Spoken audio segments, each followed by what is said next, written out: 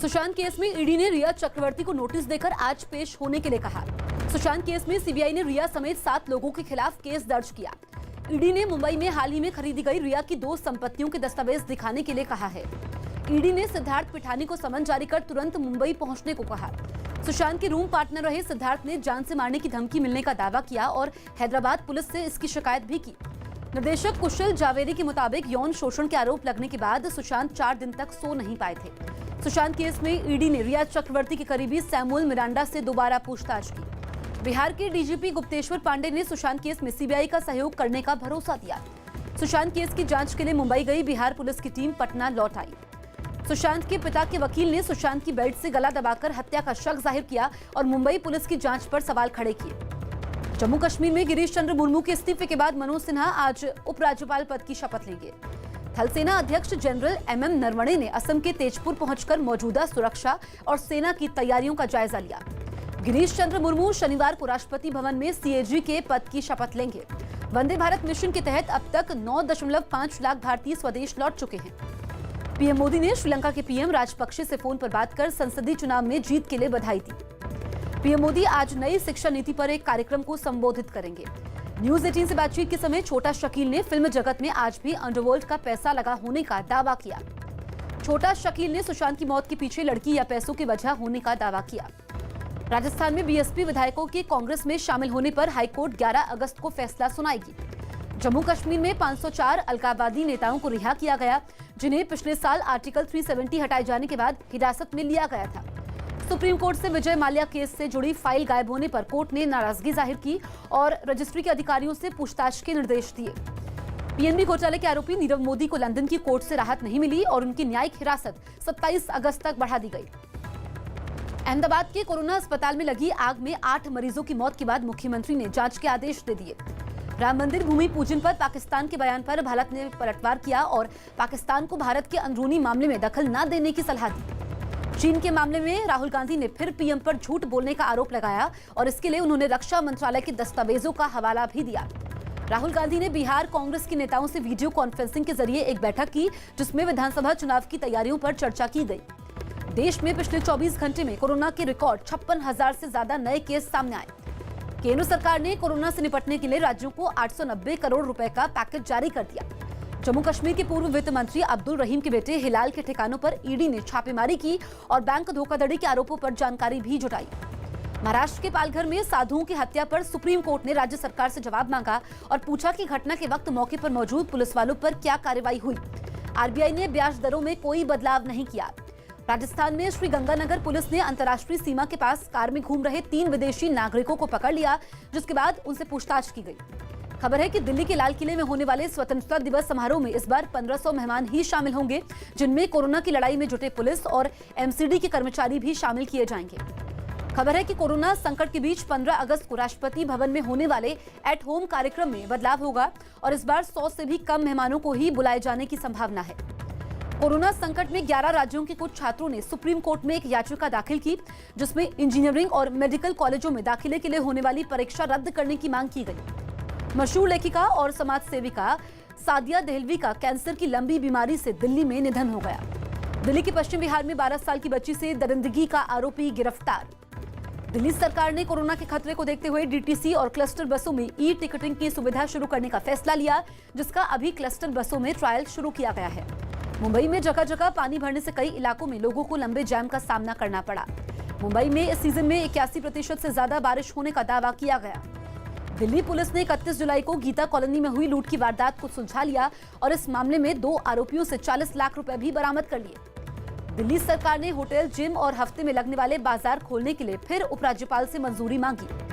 Bombay high court ने भारी बारिश की वजह से सभी मामलों की सुनवाई फिर से टाल दी। गौतम बुद्ध नगर में 2 अलग-अलग मुठभेड़ के समय पुलिस ने 2 बदमाशों को घायल कर पकड़ लिया। राजस्थान के जयपुर में आज 3.1 तीव्रता के भूकंप के झटके महसूस किए गए। यूपी के आगरा में सोशल डिस्टेंसिंग पर पुलिस से बहस के समय बीजेपी कार्यकर्ताओं ने जमकर हंगामा किया। आगरा में एक घर में सांप मिलने के बाद वन विभाग की मदद से उसे रेस्क्यू कर जंगल में छोड़ा गया। यूपी के मऊ में बांध टूटने से बाढ़ का पानी आसपास के गांव में भर गया। चंडीगढ़ में रास्ता पूछने के बहाने बाइक सवार 2 बदमाश एक महिला की चेन छीनकर फरार हो गए। यूपी के देवरिया में एक नकली शराब फैक्ट्री का पर्दाफाश कर पुलिस ने 2 आरोपियों को गिरफ्तार किया। एमपी के अलीराजपुर में एक आदमी की हत्या के आरोप में पुलिस ने उसकी पत्नी को गिरफ्तार कर लिया। यूपी के सीएम योगी आदित्यनाथ शनिवार को नोएडा पहुंचेंगे, जहां वो कोरोना अस्पताल का उद्घाटन करेंगे। राजस्थान सरकार ने राज्य में कुछ नियम बदल दिए, जिसके बाद अब पूर्व सीएम वसुंधरा राजे को सरकारी बंगला खाली नहीं करना पड़ेगा। खबर है कि कानपुर पुलिस हत्याकांड में एसआईटी को जांच रिपोर्ट देने के लिए 30 अगस्त तक मोहलत मिल गई। मध्य प्रदेश सरकार ने सभी होटल और रेस्टोरेंट को रात 10 बजे तक खोलने की इजाजत दे दी, लेकिन रविवार को ये बंद रहेंगे। हरियाणा सरकार ने रोडवेज की बसों को नियमों के साथ चलाने के आदेश जारी कर दिए। मध्य प्रदेश सरकार में मंत्री तुलसी सिलावट के परिवार के एक और मेंबर को कोरोना हो गया, जिसके बाद उनके सरकारी मकान को सील कर दिया गया। जेडीयू नेता केसी त्यागी के परिवार के एक सदस्य को कोरोना हो गया, हालांकि उनकी रिपोर्ट नेगेटिव आई। यूपी के कानपुर में 26 पुलिस वालों को कोरोना हो गया। दिल्ली के पास गाजियाबाद में पुलिस वालों को अब घरेलू कार्यक्रमों पर छुट्टियां मिलेंगी, ताकि कोरोना संकट में उनका तनाव कम हो सके। हरियाणा के सिरसा में रोडवेज की बस लेकर फरार हुए 3 आरोपियों को पुलिस ने पकड़ लिया।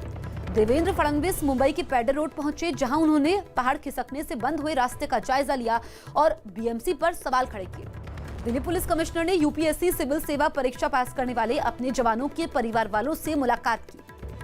कोस्ट गार्ड ने थाने के पास अरब सागर से 16 मछुआरों को बचा लिया। कर्नाटक के कोडागू में बाढ़ में फंसी गर्भवती महिला को एनडीआरएफ की मदद से बचाकर अस्पताल पहुंचाया गया। गुजरात के वापी में नदी के तेज बहाव के बीच फंसे आदमी को दमकल कर्मियों ने रस्सी की मदद से बचाया। केरल सोना तस्करी केस पर राज्यपाल आरिफ मोहम्मद ने साफ कर दिया कि आरोपी बख्शे नहीं जाएंगे। पश्चिम बंगाल के सीएम ममता बनर्जी ने राज्य की निजी बसों के सभी टैक्स माफ करने का फैसला किया। पश्चिम बंगाल के उत्तर 24 परगना में बीजेपी दफ्तर पर किसी ने देसी बम फेंक कर धमाका कर दिया, हालांकि घटना के वक्त अंदर कोई भी मौजूद नहीं था। श्रीनगर समेत कुछ इलाकों में लॉकडाउन को आगे भी जारी रखने का फैसला किया गया। कर्नाटक के कर्नूल के पास भारी बारिश के बाद 4 लोग पानी में बह गए। मौसम विभाग ने कर्नाटक के कई इलाकों में 10 अगस्त तक भारी बारिश की चेतावनी जारी की। पश्चिम बंगाल की नदियां में शनिवार से लॉकडाउन लगाने का फैसला लिया गया। हरियाणा में 34 एसएचओ को प्रमोट कर डीएसपी बनाया गया। कोलकाता पुलिस मुख्यालय में बम होने की झूठी अफवाह फैलाने वाले आरोपी को पुलिस ने पकड़ लिया। अमेरिका में सरकारी कर्मचारियों के फोन में टिकटॉक पर प्रतिबंध लगाने के लिए प्रस्ताव को मंजूरी दे दी गई। बेल्जियम ने समुद्र तट पर सोशल डिस्टेंसिंग का पालन करवाने के लिए रिजर्वेशन सिस्टम की शुरुआत की। गूगल ने गलत सूचना फैलाने के आरोप में चीन से जुड़े 2500 यूट्यूब चैनल अप्रैल से जून के बीच डिलीट कर दिए। बांग्लादेश के नेत्रकोना जिले में 50 लोगों को लेकर जा रही एक नाव डूब गई, जिससे 17 लोगों की मौत हो गई। कोरोना के बारे में गलत जानकारी देने की वजह से ट्विटर ने डोनाल्ड ट्रंप के ट्विटर कैंपेन अकाउंट को कुछ समय के लिए ब्लॉक कर दिया।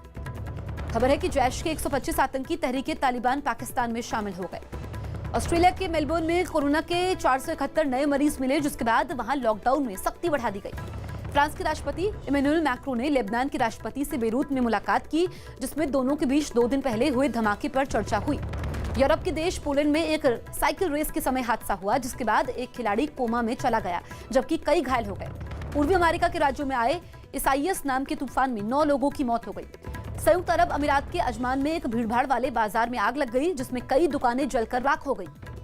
आरबीआई गवर्नर शक्तिकांत दास ने देश की अर्थव्यवस्था पटरी पर लौटने का दावा किया, हालांकि उन्होंने इस वित्त वर्ष में जीडीपी बढ़त दर नेगेटिव रहने का अनुमान जताया। आईसीसी की आज ऑनलाइन बैठक होगी, जिसमें 2 T20 वर्ल्ड कप की मेजबानी पर फैसला हो सकता है। इंग्लैंड और पाकिस्तान के बीच पहले टेस्ट मैच के दूसरे दिन का खेल खत्म होने तक पाकिस्तान के 326 रन के जवाब में इंग्लैंड ने 4 विकेट खोकर 92 रन बना लिए। ब्रायन लारा ने कोरोना पॉजिटिव होने की खबरों को गलत करार दिया और उनका टेस्ट नेगेटिव आने की जानकारी भी दी। खबर है कि आईपीएल में कोरोना के नियम तोड़ने पर सजा भी दी जाएगी। बीसीसीआई और वीवो का इस साल का करार आधिकारिक रूप से खत्म हो गया, यानी वीवो इस बार आईपीएल का स्पॉन्सर नहीं होगा। मैनचेस्टर यूनाइटेड और इंटर मिलान यूरोपीय लीग फुटबॉल टूर्नामेंट के क्वार्टर फाइनल में पहुंच गई।